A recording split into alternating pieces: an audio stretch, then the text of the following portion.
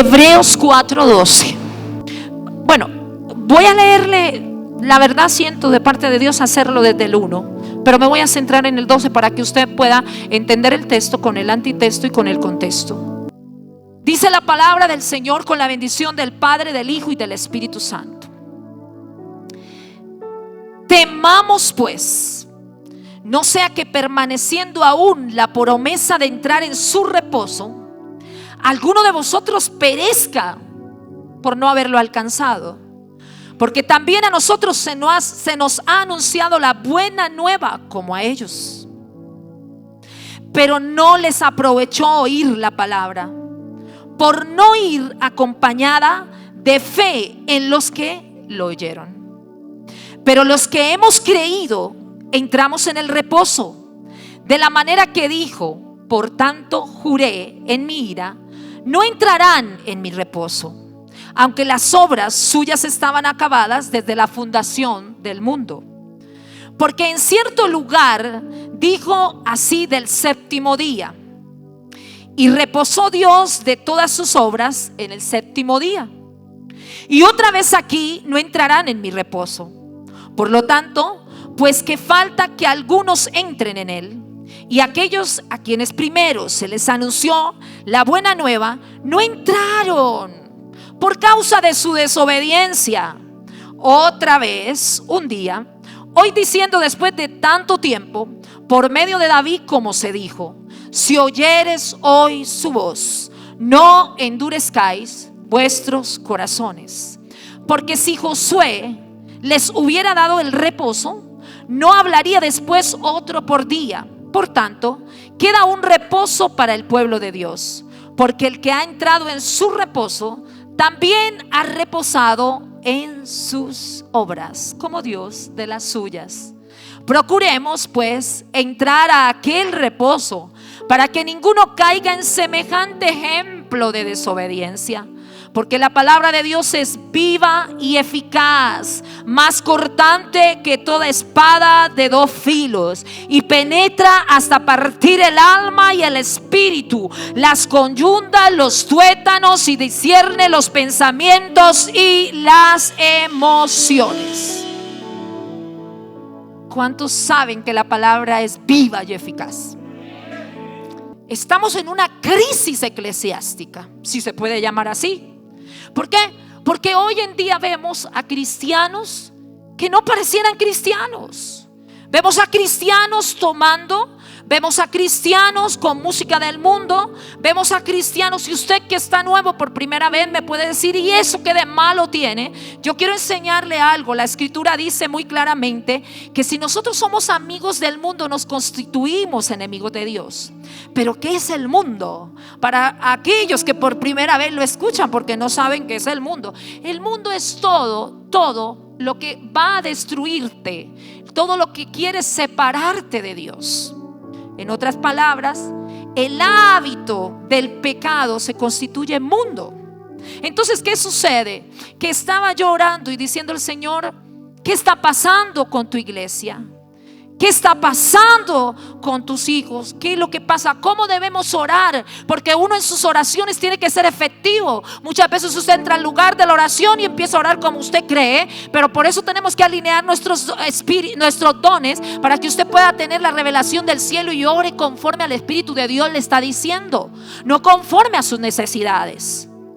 Y entonces yo empiezo un poco entristecida. Yo le decía: no me gusta hablar de estos temas, y sobre todo es cuando hay personas nuevas, pero a veces hay que decirlo, como de pronto ministros de Dios entonces se van para el mundo, abandonan ese llamado, ¿sí? Y uno dice: wow, Señor, pero estamos en una crisis porque es que se está volviendo muy común, se está volviendo muy repetitivo. Quizás en otros tiempos existía, pero no parecía que fuera el común denominador. Y entonces vemos a los cristianos en toda esta época de Navidad salir en sus historias de las redes sociales con la botellita, con el ron, con el licor, y aparte de eso no tenemos a los que le ponen la música del mundo, sino le ponen la botellita y le ponen la canción cristiana, ¿no? Entonces, imagínese usted qué testimonio.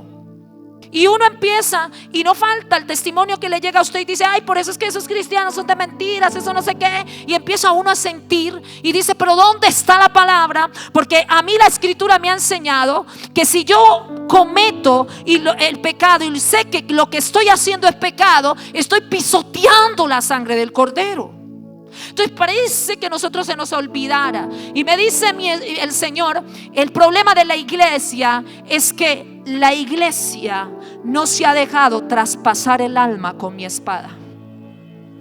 Por eso hay una iglesia que se volvió confesional, pero no vivencial. Y entonces nosotros vamos confesando, y hay gente que sabe versículos los mismos de siempre, ¿cierto? Y los dice, pero usted después va a ver que no somos íntegros, porque lo que hablamos es una cosa y lo que actuamos es otra. Recuerde usted que la integridad es ser concordante entre lo que hablamos y lo que actuamos. Entonces, mi amado, el Señor me da esta palabra, y el título de esta palabra es: una espada para tu alma. Una espada para tu alma. Escúcheme bien. Mientras que tu alma no sea traspasada, tu alma y tu vida viene, y mi vida viene de una naturaleza adámica. Tú y yo sabemos que fuimos concebidos en pecado, que desde que nacimos, usted ve el chinito pequeñito, el bebé, y dice: ay, todo lindo, todo inocente. Ay, ese trae más maldad. Pero nosotros queremos suavizar la cosa. Divino el bebé. El bebé trae maldad. Sino porque hay niños. A ver, si usted no me cree que el bebé trae maldad, entonces ¿por qué usted ve niños que arman 2 mesecitos, 3 mesecitos, una berrinchería? Por Dios, déjelo crecer un poquito y ya. Yo he visto por aquí unos que tienen de brazo, no estoy echando vaina, pero le estoy echando, y le manotean la cara al papá, le manotean la cara a la mamá. Ay, no, es que el bebé no sabe. No, no, señor, es que usted tiene que entender que venimos concebidos del pecado. Entonces, como nosotros venimos así, necesitamos que nuestra alma sea traspasada, que nuestro espíritu sea traspasado. Aquí volvemos a la tripartitura del alma. Recuerde que ustedes, ¿qué?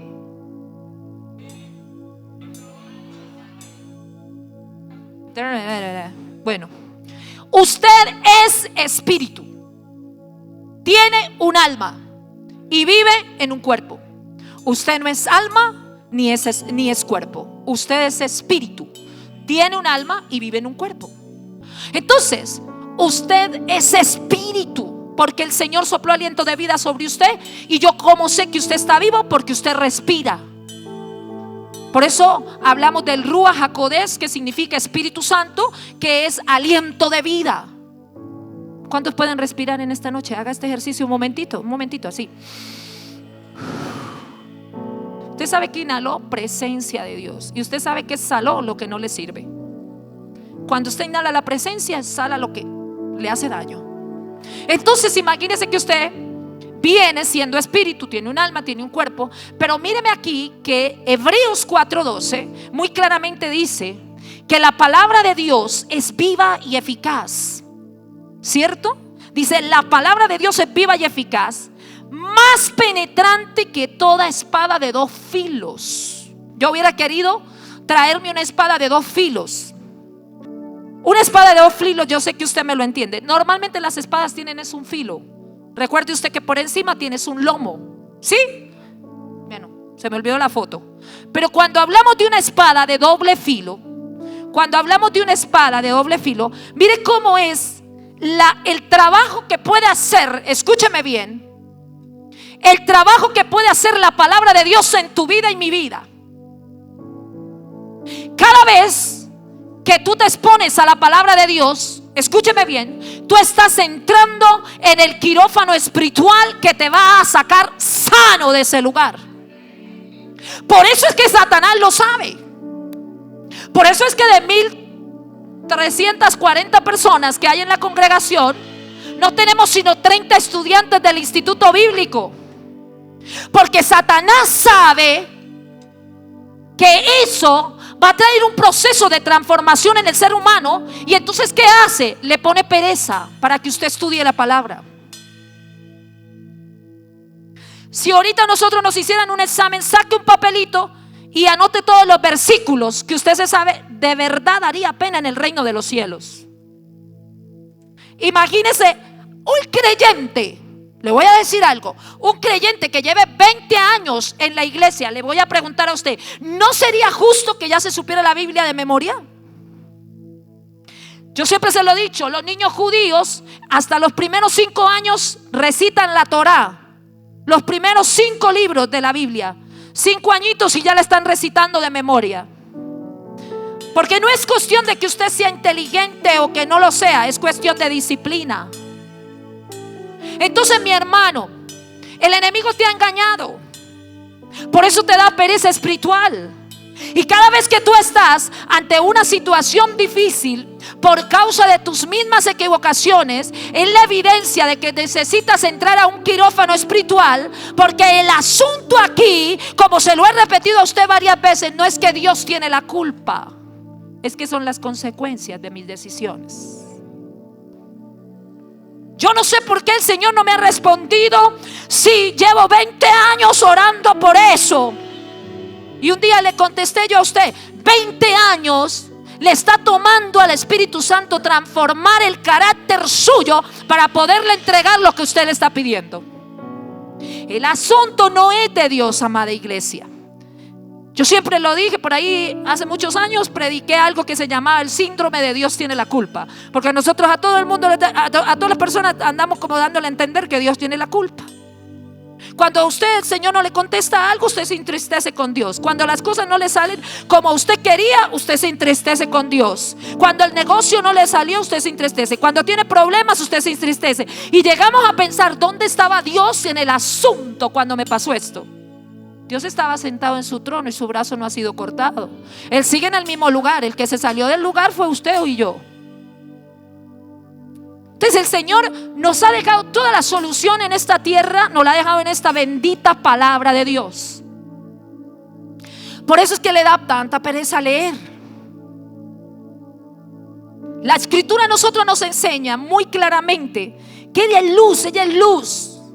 La ciencia dice que una disciplina después de 21 días se convierte en un hábito.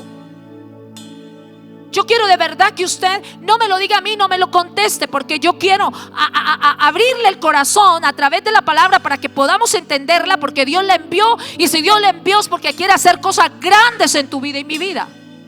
Pero ¿cuántos de ustedes me pueden levantar la mano?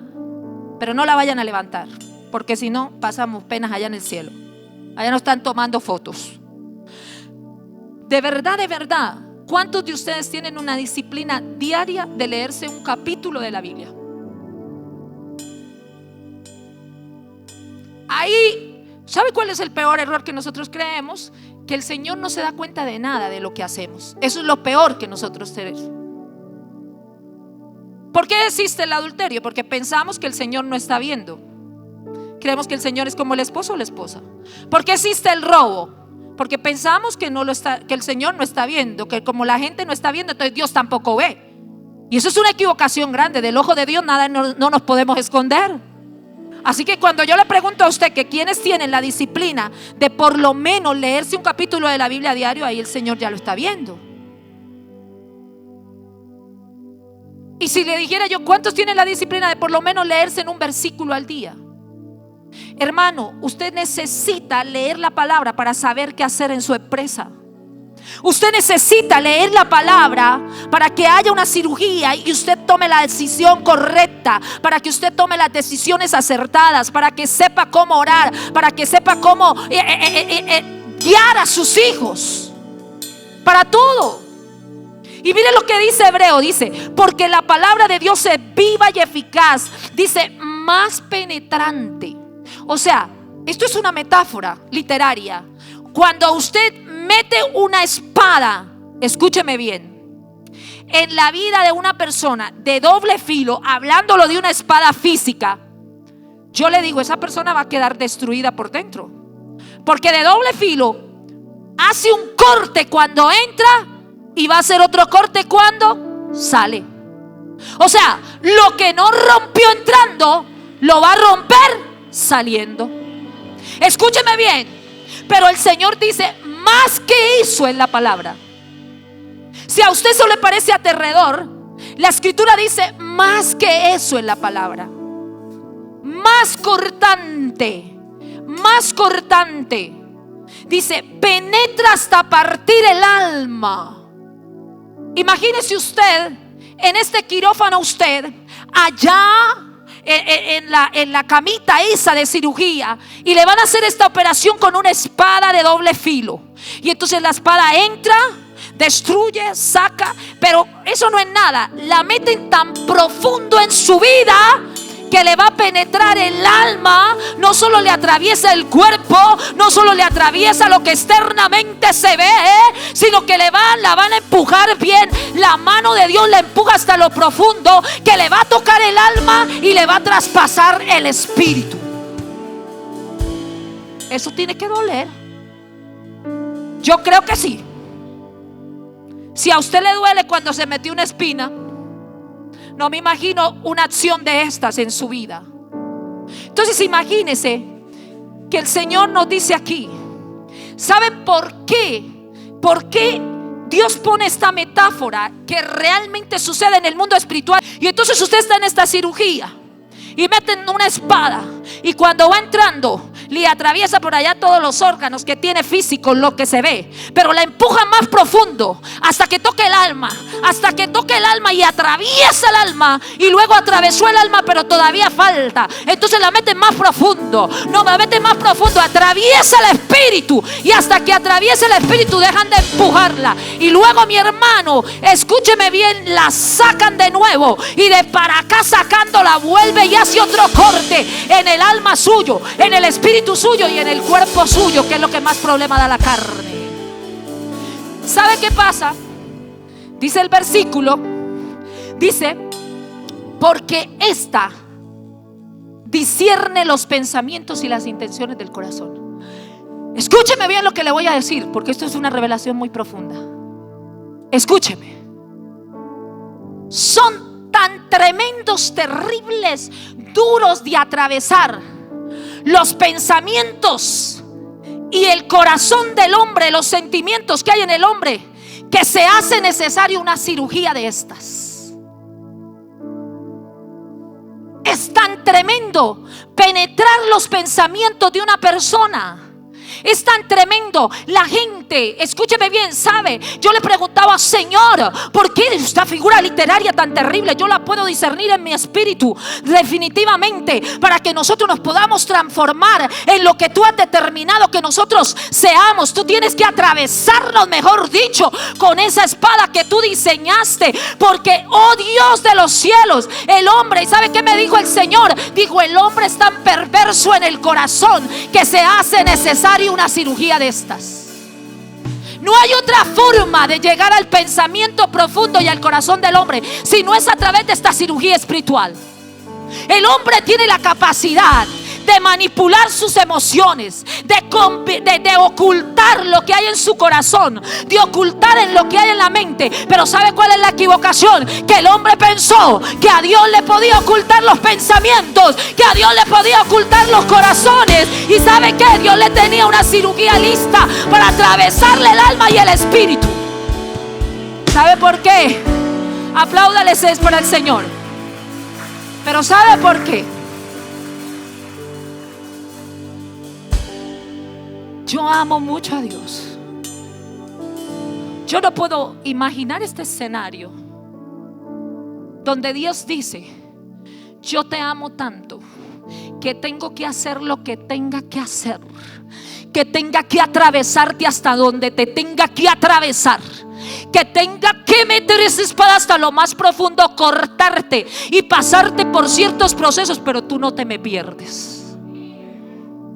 Dígame si no hay ahí un enfrentamiento del creador de los cielos con las tinieblas. Porque ¿quién fue el que endureció el corazón del hombre? ¿Quién fue el que entenebreció los pensamientos del hombre? ¿Quién fue el que contaminó el corazón? Dice la Escritura, según Efesios 2:10, que en perfección nosotros fuimos creados. Dios nos creó perfecto, pero alguien Alguien vino a torcer el diseño. Alguien vino a torcer el diseño a través del pecado. Y el Señor dijo: yo tengo un plan, y así me cueste atravesarlo. Ahora yo me pongo a pensar en esto. ¿Cuántos les han hecho una cirugía? Levante la manita. Escúcheme bien. ¿Cómo salió usted de la cirugía?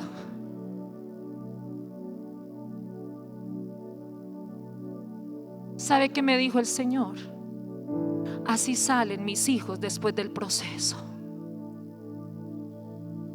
adoloridos, algunos sin aliento, otros todavía sangrando.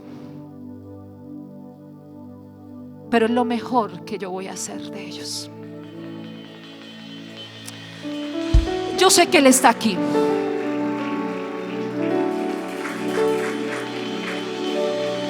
Cuando usted lee Hebreos 4:12, si recuerda todo lo que le leí del 1 al 12, hablaba del día de reposo, hablaba del día de entrar en el reposo del Señor.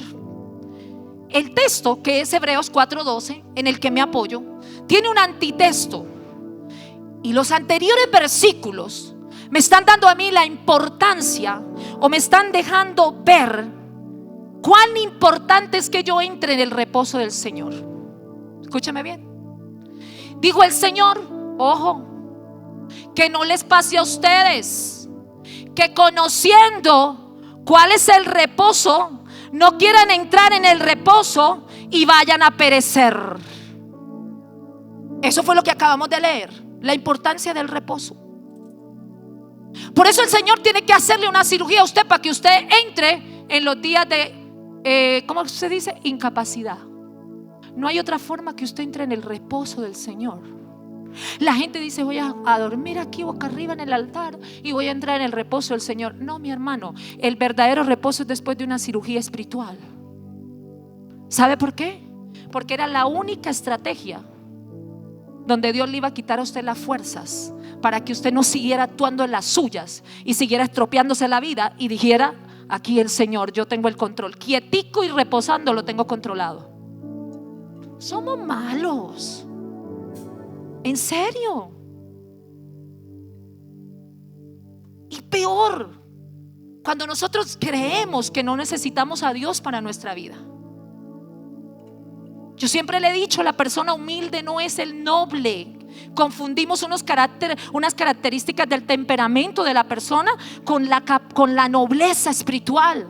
La nobleza espiritual, perdón, la humildad espiritual no tiene que ver con la nobleza.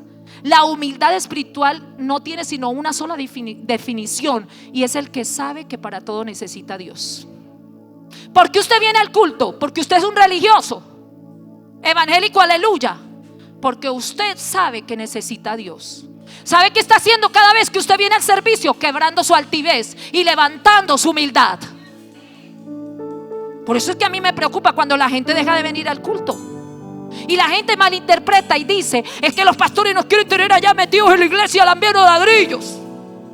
No, es que eso va a tocar que nos lleven la cama para allá. No, mi amor, es que cada vez que tú vienes al culto, está el Señor convocándote a ti para decirte cuán importante es que tú le demuestres que tú reconoces que para todo necesitas a Dios.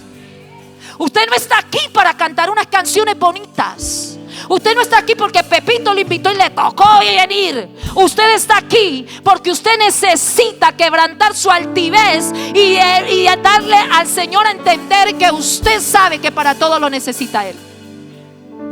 El domingo viene usted al servicio por eso. Entonces, mi hermano, es que somos malos. Uy, no, yo cada vez amo a mi Señor. Yo le digo: Señor, qué paciencia, qué poder, qué soberanía tienes que tener para tratarnos a nosotros. Estamos en la iglesia y creemos que estamos bien. Entonces le voy a preguntar: si para usted no es esta palabra, le hago una preguntita chiquita. ¿Cómo está su familia? ¿Es como usted quiere que esté? ¿Cómo están sus finanzas? ¿Es como usted quiere que esté? ¿Cómo está su hogar? ¿Así está bien? Estoy seguro que el 90% de nosotros contestaríamos no. Yo quiero algo mejor. ¿Y sabe por qué? Si no estamos en la estación de lo mejor, es porque necesitábamos esta palabra. Dios cumple su promesa. Dios le cumplió a Josué, Dios le cumplió a Abraham, Dios le cumplió a Moisés. 12 años antes, 14 años antes, un José esperó 12 años por la promesa, pero se la cumplió. Su tiempo no es el tiempo de Dios. Su tiempo es Cronos y el de Dios es Kairos. Es su soberanía. Entonces, mi hermano, ninguna de las promesas que Dios ha hablado sobre su vida se han anulado por su comportamiento. Vuelvo y se lo repito. Ninguna de las promesas que Dios ha hablado sobre su vida se han anulado por su comportamiento. Porque a Dios no lo mueve su comportamiento. A Dios lo mueve el amor que Él tiene con nosotros. Entonces, ¿qué es lo que produce nuestro comportamiento? Dígale al que está a su lado: el retraso de las promesas. Ahora, ¿porque Dios se retrasó? No. Porque Dios dijo: ese va para el quirófano. Todavía no le puedo entregar la bendición. Donde le entregue la bendición lo mata, lo destruye. Mire, ese que está orando para que Dios lo bendiga financieramente, le doy la plata y no vuelve a la iglesia. Esa que está orando por el matrimonio, por la restauración del matrimonio, no se ha doblegado hasta mí, no se ha rendido a mi presencia, le devuelvo al marido y el marido se le convierte en ídolo y no la vuelvo a ver. No. Esa que está orando por los hijos, por la restauración de los hijos, antes de que los hijos llegaran a esa situación, no quería saber nada de Dios, solo está pidiendo esto. Apenas yo le devuelva a los hijos entonces no puede venir a la iglesia porque toca hacerle la comida al chinito de 40. Imagínese usted. Entonces el Señor dice: necesitas una cirugía. Hoy usted está aquí en un quirófano. Estamos, dice la palabra. Estamos. Esa está bien, porque no que siempre me la toman con el micrófono así. ¿Cuántos están en una cirugía? Pero la pregunta es: ¿usted se va a dejar operar? Vea, mientras que usted y yo sigamos como estamos, vamos a andar con los mismos problemas o peores de los que usted está presentando ahorita. Vuelvo y le digo: Dios es bueno todo el tiempo. El problema no es de Dios. Diga: es mío. Dígase: mí misma, yo soy el problema. Dios es bueno. Él tiene solo planes de bienestar. Jeremías 29:11. Yo tengo planes de bienestar para cada uno de ustedes, no planes de calamidad, a fin de darles un futuro y una esperanza eterna. Yo tengo un plan. Y si usted coja la palabra, Jeremías 29:11. Dios tiene el mejor plan para su matrimonio. Dios tiene el mejor plan para sus finanzas. Dios tiene el mejor plan para sus hijos, para su casa. Dios tiene el mejor plan para su negocio. Dios lo tiene y Dios no miente. Dios no es hijo de hombre para mentir. Él ya lo escribió y ¿sabe qué? Lo firmó con tinta de sangre. Háblele que está a su lado. Profetice. No, en serio, esto no es una muletilla, es que yo creo que usted es profeta. Entonces profetícele, dígale: lo que Dios dijo de ti se va a cumplir. Porque cuando Él lo dijo, lo firmó con la sangre de la cruz. Y si hizo eso, ¿cómo no hará lo que tú le estás pidiendo? Si lo que ya hizo es más grande que lo que tú le estás pidiendo. ¿Sí o no? ¿Sí o no? Ay, santo. Dice: Dios cumple su palabra. Todo Hebreos le dijo, antes de Hebreos le dijo: entra en el día de mi reposo, porque toda mi palabra se cumplirá. Y así ha dicho Jehová. Iglesia, el problema de la iglesia es pensar que nosotros fuera de Él podemos hacer las cosas y que lo podemos engañar. Y yo le voy a decir algo. La palabra de Dios, se lo voy a decir, aunque le pido que tenga la interpretación correcta, pero la palabra de Dios es un juicio a mi vida. ¿Usted cree que la palabra sencillamente para usted no se va a aplicar? Mire, cuando el Señor dice que necesita traspasarte a ti y a mí para encontrar lo que hay profundo en la mente y en el corazón, es que a Dios no se le va a escapar nada.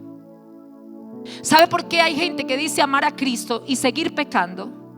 Porque piensa que la palabra no le va a tocar, que como usted ha pecado y nada le ha pasado, usted y yo creemos que Dios no se ha dado cuenta.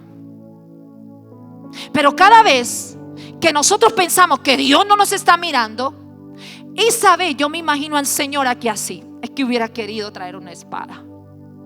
¿Cuántos somos del campo? ¿Quiénes sacaron filo en una piedra? Yo soy del campo y de la vereda. Usted se imagina al Señor observándolo a usted. Usted dice: pastora, qué sanguinaria. No, es que no lo va a atravesar en el cuerpo, le va a atravesar el espíritu. Pero yo me imagino al Señor y el hermano allá pecando, y nadie me ve, nadie se ha dado cuenta. Mi esposa no se da cuenta, mi esposo, el pastor no se ha dado cuenta de nada. Y empieza el Señor con la espadita de doble filo. Y luego lo ve que dice mentiras. Dice: ajá, le saca doble filo por el mismo lado. ¿Cierto? No quiso confesar, por el otro lado. Con esta la atraviesa. Y el Señor mirándonos dice: pero no se me pierde, pero no se me pierde, que lo atravieso hasta lo profundo, hasta que encuentre los pensamientos y lo que hay en el corazón. Porque lo que está viendo Dios no es la raíz, es la evidencia. Cuando alguien dice mentiras, no es la raíz, es la evidencia. Y las raíces se anidan ¿en dónde? En el corazón. Entonces el Señor estaba viendo la evidencia, pero sabía que tenía que encontrar algo más, que lo que está la persona tratando de esconder no es tanto lo que se ve, sino lo profundo que hay. Y el problema está en el corazón. Dios es bueno. Ay, yo amo a ese cirujano. Y entonces yo veía a mi amiga y yo la cuidé, y eso eran un montón de tiempo, porque eso fue hace como unos 20 años. Ahora no es como ahora, son nada de eso que ahora tienen para mejorar esas cosas.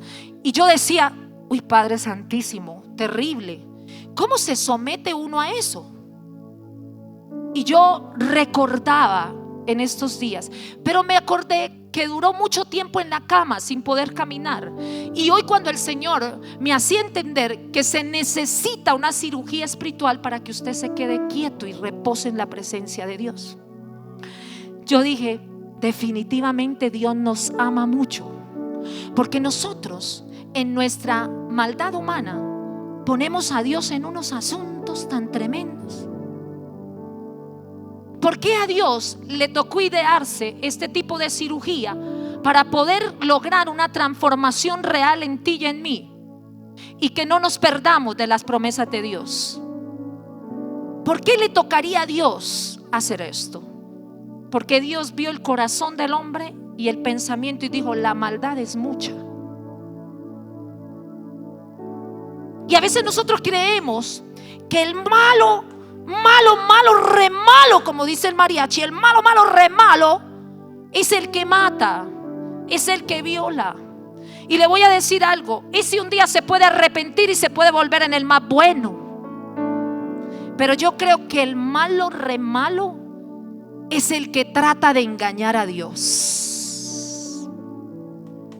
Ese necesita una cirugía muy profunda, el que trata de engañar a Dios. Yo estos días me quedaba aterrada. Uno luchando por la gente. Hermanito, ya se sabe el pecado, más bien confiéselo. Y no lo quiere confesar. ¿Sabe por qué? Porque él está tratando de engañar a Dios. Y eso sí es una maldad.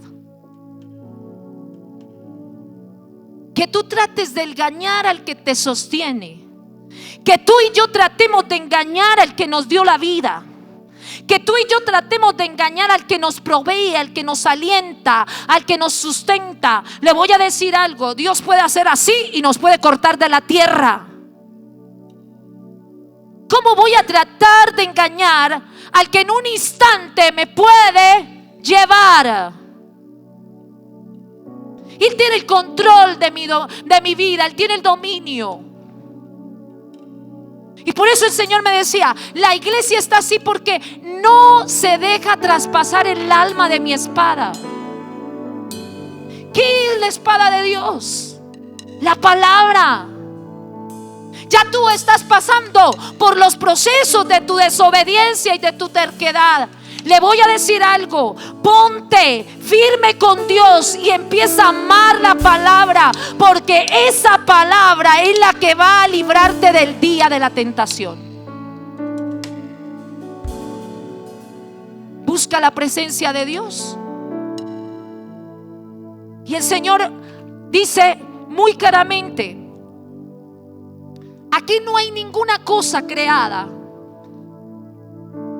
que no haya sido manifestada o que no haya sido o que no se manifieste por causa del poder de Dios. Tú fuiste creado para manifestar el poder de Dios. Los milagros son para manifestar el poder de Dios. Cueste lo que le cueste a Dios, nos va a enderezar. Porque para Dios, el ser humano, aún con todas estas falencias y con todas estas terquedades, cuando nos dejamos hacer esta cirugía, nos convertimos en instrumentos útiles para su reino.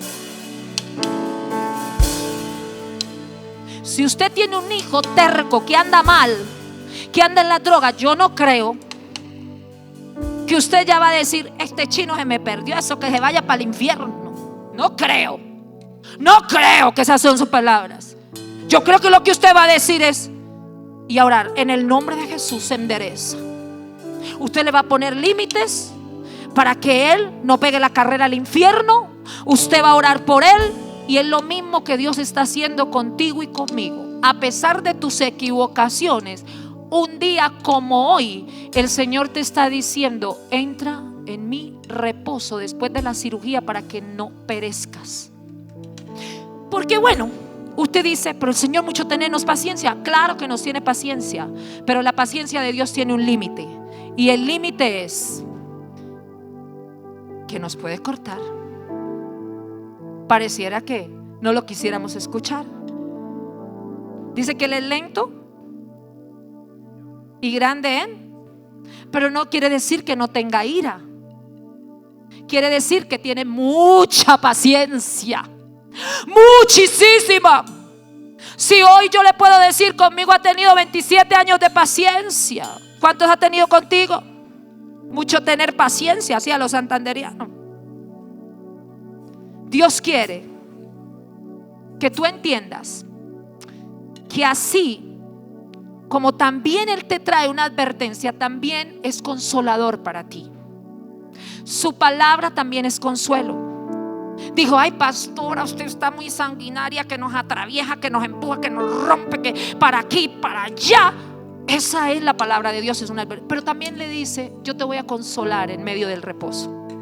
No hay nada más que a usted lo haya levantado de esa cirugía que los cuidados que le dieron después de esa cirugía. Y eso es lo que hace el Señor. Su palabra es advertencia, pero su palabra también es reposo. Él quiere cuidarte. Él quiere que descanses. Yo le decía a alguien: el problema son las interpretaciones teológicas de los textos por no estudiarla. Y la gente hace una incorrecta interpretación del Salmo 37 versículo 4, cuando dice: reposa, deleítate en el Señor y Él concederá los anhelos de tu corazón. Y entonces la gente ya cree, como lo decía, que si usted quiere el último Mustang, el último Mercedes, el último no sé qué, la casa campestre, la yo no sé qué, entonces usted ya le hizo el listado al Señor, y el Señor por obligatoriedad tiene que hacerlo todo. Y así pensamos que es el Salmo 37:4. No, le voy a explicar. La palabra deleite en el original significa reposo. Ahora sí conecta reposo con hebreo. Dígale que está a su lado: nadie puede entrar en el reposo si primero no ha pasado por la cirugía.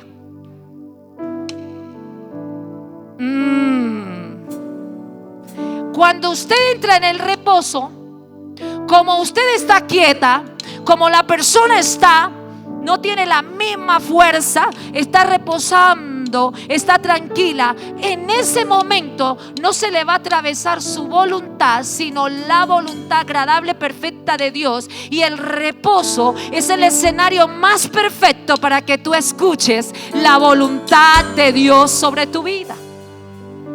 Mientras que tú no estás en reposo, usted está congestionado, convulsionado, va de trabajo para aquí, va de para allá, va para acá, va para un lado, que el deleite mío, que lo que yo quiero hacer, que el trabajo, no me queda tiempo de orar, no me queda tiempo de leer la palabra, me tengo que levantar a las 5 de la mañana porque tengo que visitar unos clientes, tengo que llegar tarde porque tenía que hacer una venta. Y entonces sabe que usted está demasiado convulsionado, y el diablo lo estaba viendo porque él anda rodeando, mirándolo en sus hábitos para poderlo devorar, y le mandó la tentación en el día malo, y no había palabra que le albergara en su corazón para que le impidiera llegar al día malo.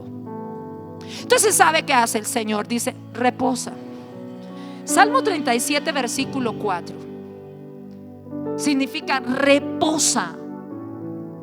Reposa, y en el reposo vas a conocer mi voluntad sobre tu vida, y cuando tú la atesoras en tu corazón, yo la concedo.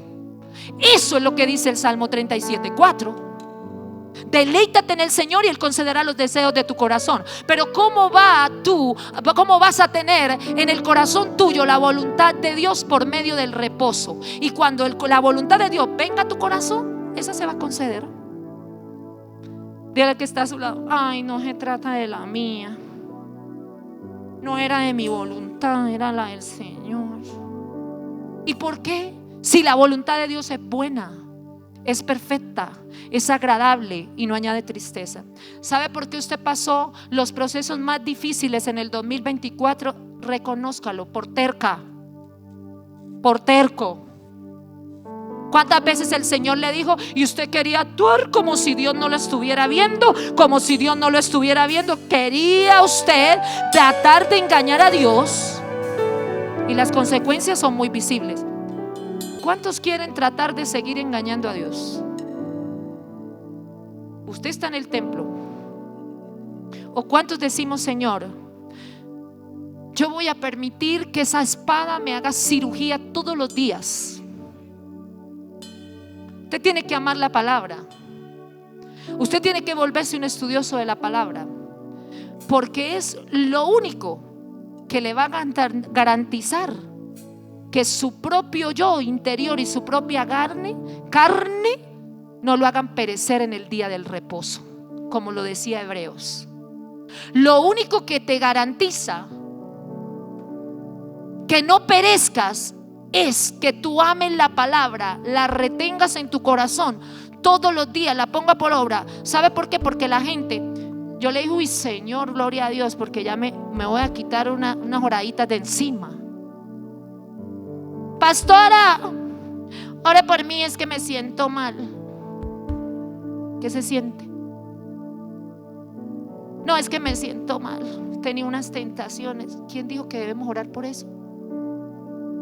Mándele usted a que lea la palabra. Dígale: vaya, estudie la palabra, porque la palabra es lo único que le va a traspasar el espíritu y la carne, para que entrando la palabra le saque el pecado, para que entrando la palabra le saque la terquedad, para que entrando la palabra lo profundice hasta el corazón y a la mente, y le saque todo lo malo que tiene el corazón cuando vaya saliendo la espada. Porque como es de doble filo, usted la penetra con esa palabra, le va. Entonces, si el pelado está rebelde, que venga y oren los pastores. ¿Por qué no le enseña palabra? Porque la palabra le va a entrar al niño, y cuando le saque la palabra le va a sacar la rebeldía. Usted tiene que enseñarle a su hijo: pastora, ore para que todo espíritu de drogadicción se vaya. Háblele la palabra. Enséñele palabra.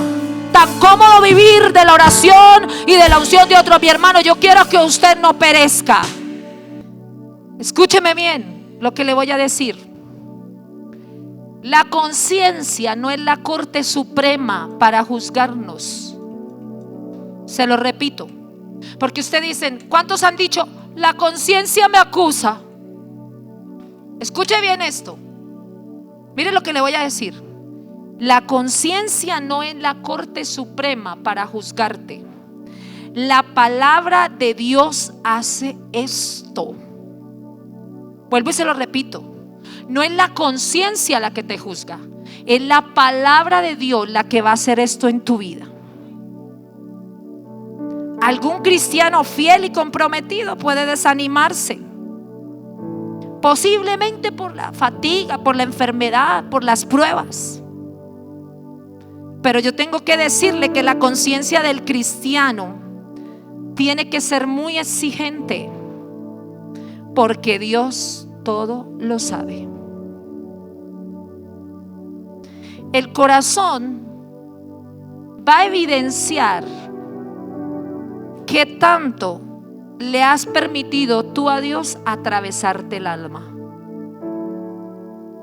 Cuando usted aprendió de la tripartitura, el espíritu es lo que te une con Dios, el alma es el conjunto de la voluntad, pensamientos, emociones, el cuerpo es la carne. De las tres cosas, lo que más problema le da al hombre es el alma. El alma es como un caballo brioso que no quiere dejar domarse. Por eso, mi hermano, es que el Señor necesita atravesarla con la palabra. ¿Para qué? Para que esa alma esté domada por el Espíritu de Dios. Si tú no quieres entender esto hoy, vas a pasar los mismos procesos o procesos mayores de los que ya has pasado. Yo creo que Dios nos está hablando. A mí me da tristeza ver una iglesia que actúa como si no conociera a Dios, y de seguro que va a muchos a perecer. Pero en cuanto a usted y a mí, que podamos atesorar la palabra, que podamos amarla y entenderla, para qué fue que Dios la produjo en esta noche.